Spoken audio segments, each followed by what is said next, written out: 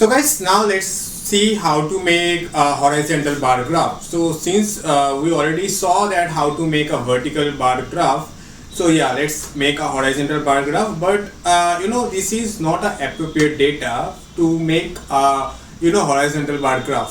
So we are going to actually use external data file to to plot this kind of graphs.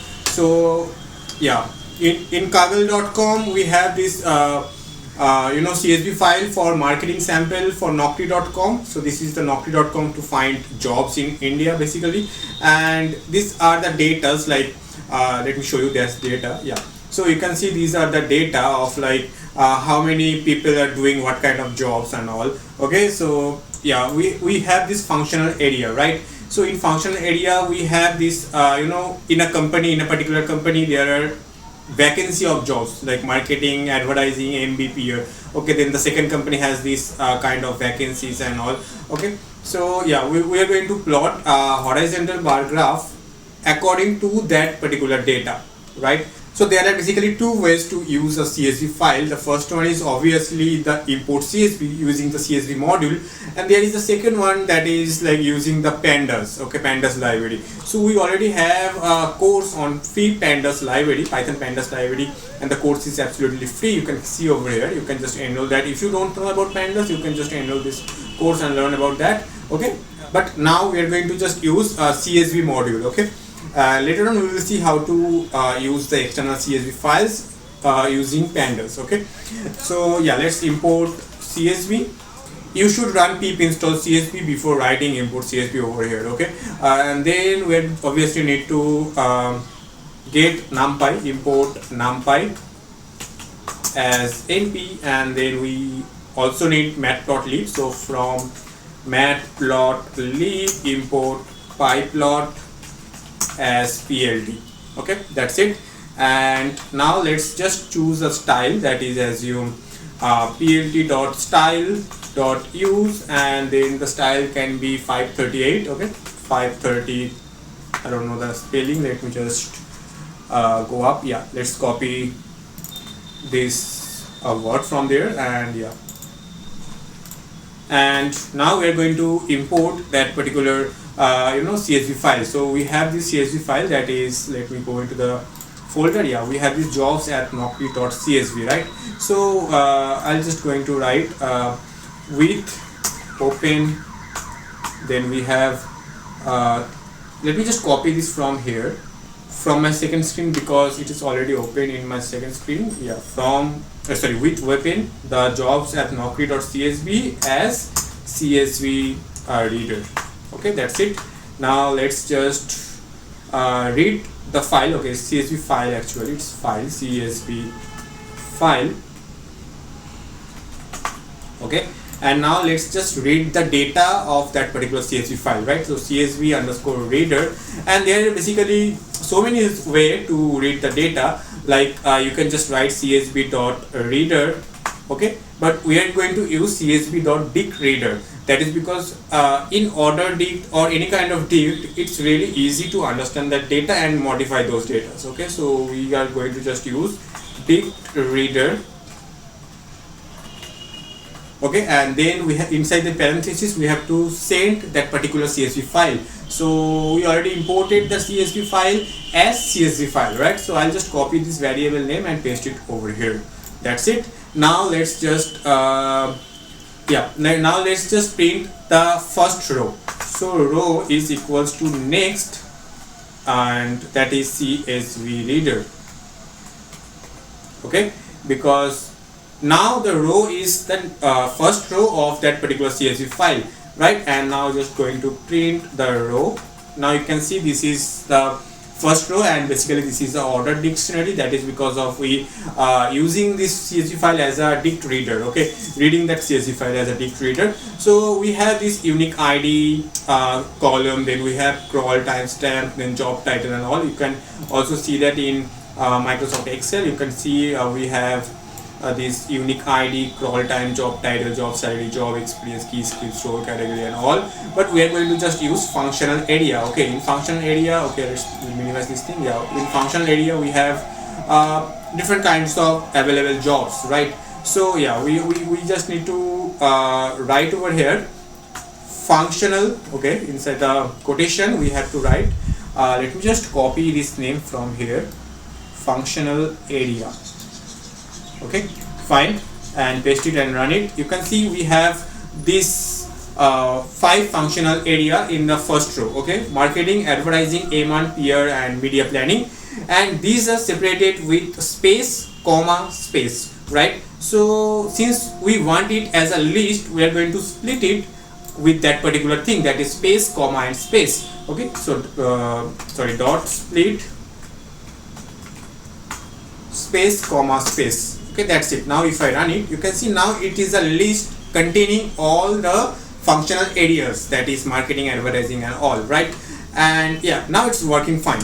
But there is one more problem. Since this is a really huge data, when you are working with all the data, now we are working with a single line of data, right? So that's why it is working fine. But when you are working with all the data at once, it may throw an error. That is because like it doesn't have that much of power to go through all the data at once. So I'll show you that thing as well. So let me just comment these 2 lines actually. Yeah, now if I just write over here for row in CSV reader and then just print the rows, you can see it started printing the rows, right? So this is the first row order dict and it's ended with over here. Then we have a second order dict, then we have third order dict and so on. But after a certain time, let me show you that thing. Yeah, after a certain time, it is showing Unicode decode error. That means it is not able to encode that total, CSV file. So we have to use that UTF-8 method to encode that total CSV file. So for that we are going to use one more module, that is IO. Okay, so import IO, that's it. And you can clearly see we have this error right now, but after using this IO we will not get any kind of error. So instead of opening the CSV file directly, we just need to write over here io.open. okay, io.open. Then we have this file name, CSV file name. Then we just need to write over here why you are going to open this file, as a writing method, reading method, appending method, whatever you are using. So since we just want to read that file, so we are just going to write over here R. Okay, R means read that file. Okay, and then we just need to write one more line, that one more word actually, that is encoding. Okay, encoding is equals to UTF-8. Okay, that's it. That means now the whole CSV file is encoded as UTF-8. Okay, so now that it will not throw any kind of error, because now the file size is really small and it can easily function the total files. Okay, so let's run this cell again. Yeah, now you can see it ran through all the files, and if you go down till the end, now you can see there is no error, right? So yeah, it's working fine. So let's remove these 2 lines, and now we are just going to yeah, there is one more thing. We have to actually count how many times these are repeating. Okay, so let's go into the CSV file, and you can clearly see, let me just show you that thing. Yeah, you can clearly see IT software application programming is repeating a lot of time. Here it is, here it is, here it is. Okay, similarly marketing is repeating a lot of time. So we actually want to count how many times these are repeating. Okay, so in that way we will get to find like the most number of job availability in total India, right? So for that we have one module, that is collection. It's also available on my website, that is refider.com. Right now, I think right now it's not available, but it will be available within 2 days. Okay, it's already uploaded there, but yeah, it will be available within 2 days. That's also for free. Okay, now let me just show you the basic things of the collection module. These are open in my second window, and let me show you that thing. So you can see this is the collection module videos, and let's show you the counter. Okay, so this is the counter. See, you can see this is a list of numbers, and some numbers are repeating. Okay, so counter basically does like it will count how many times a particular thing is repeating. Okay, and it will show you according to that. For example, inside this list, inside the A list, the 4 is repeating 5 times. So that's why it's showing 4 is repeating 5 times, 2 is repeating 4 times, 8 is repeating 4 times, and all, right? And there is one more method in counter, that is most common. Most common basically does like what are the numbers which are repeating the maximum number of times. Okay, so yeah, this will basically show you the most common repetitions. Okay, so let me just send back it to the second screen. Yeah, and now we are going to use that thing. Okay, so from collections import counter. Okay, and yeah, now let's make a variable called functional area counter. Okay, fa counter, and that will be counter. Okay, counter and then parenthesis. And now we actually need to go through all the rows of that particular CSV file, right? So for row in CSV reader, we actually need to update the counter. Okay, that means for example, in the first line we already saw that in the first line we have this marketing, advertising, MB, PR and media planning. Okay, so assume when it read the first line, it set all these 5 values to the 1 because they are repeating 1 times only. Similarly, when it goes to the second line, assume there is a marketing also. Okay, inside the second line there is also a marketing. So now the marketing will be count as 2, and else everything will be count as 1 because the marketing is now repeated 2 times, right?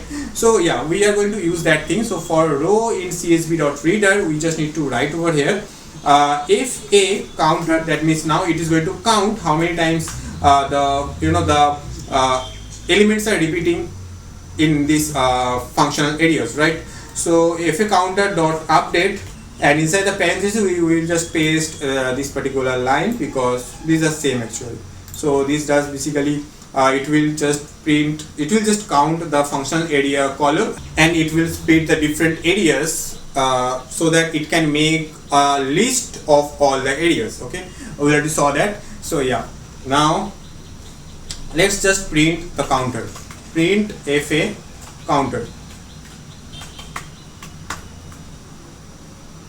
Well, yeah, now you can clearly see that maintenance is repeating 8121 times, then IT software application programming is repeating 7400 times, sales are repeating 4060 times, and all. It is showing basically all the available posts of all the companies in India, right? So we don't want that. We want only assume top 10 posts. Okay, because if you are going to plot a graph of all the posts, this will basically make a plot of really huge size. We just want to make a plot of assume top 10 posts. Okay, so we can just write over here fa counter dot most common, and inside the parentheses we can just write over here 10. Okay, and that will basically print only the first 10 popular posts. Okay, and now if I run it, you can see it is now printing only the first 10 popular posts. Okay, maintenance is 8121 and the last one is customer service, that is 3182. Okay, and yeah, let's it's working fine. And now we have to plot the graph, right? But before that, we also need to separate these things. Like we want to separate the job sector and available post to different lists. Okay, so let's make two empty lists like job underscore sector, and this will be an empty list obviously, and then available posts. Okay, and that will be also an empty list.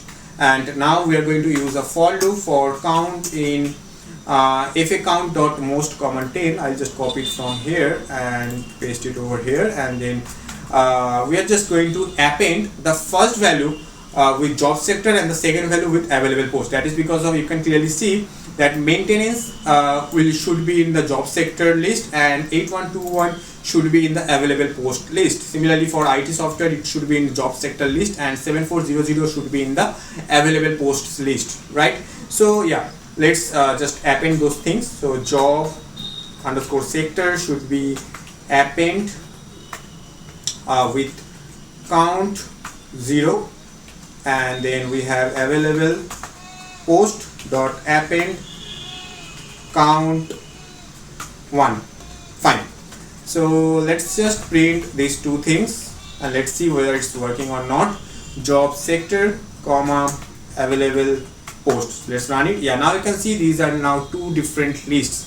So So the first one contains all the job sectors, and the second one is containing all available posts in that particular sector, right? And now let's plot the graph. So this is the final step, obviously. So let's plot the graph, plt.bar, and the x-axis should be the job sectors, so job underscore sector, and the y-axis should be available posts. Okay, fine. And we also need to add some title and labeling so that you can understand it properly. plt.title, let's just make it available jobs in India, and then we have plt.xlabel,